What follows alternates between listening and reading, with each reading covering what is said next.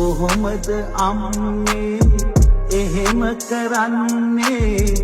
අම්මත් සසරෙන් මෙතෙර වෙලා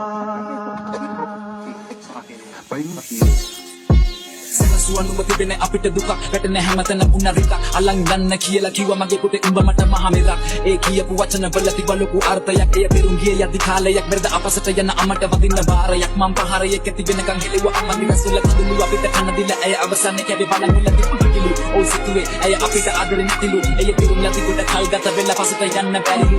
වැරදි හොනේ යන විට මට පෙනුවේ හරිම හොනේ උණුහුම දුන්න හැම විට මට හැදුනක් මොන රෝගේ ඇතුලේ බින්ද හැමදෙම පෙන්නුවේ නැතිට ලෝකේ මේ අස්තිර සමාජයේ ස්ථිර ආදරේ පෙන්නුවේ නුඹයි රිසිසේ කපු ගැහෙනව හැදෙන පිටදී යම්මේ නුඹට ලෙඩක් මුළු ගෙදරම කාලේ නුඹට හැදුනම පොඩි ලෙඩක් ඒ නුඹ නැතිනම් මේ දරුවෝ කියන අපිට කොහෙද හිතක් ඒ එකපාරක් සිය පාරක් නෙවෙයි මම ආදරේ නුඹට දහස් වාරයක් කාලයක් හිටියා මටත් හරියනකම් සලකන කළගුණ ජීවිතේ හදාගන්න නිසා නුඹ කිව්වේ මට වන නුඹ නැතිනම් මේ අපිට කොහෙද ඉතුරු වෙන්නේ කන ඒ නිසයි අම්මේ දෙවියන්ටත් කුඩින් තිබේ නම කලපනේ අම්මේ නුඹේ ආදරේ කරලා වචන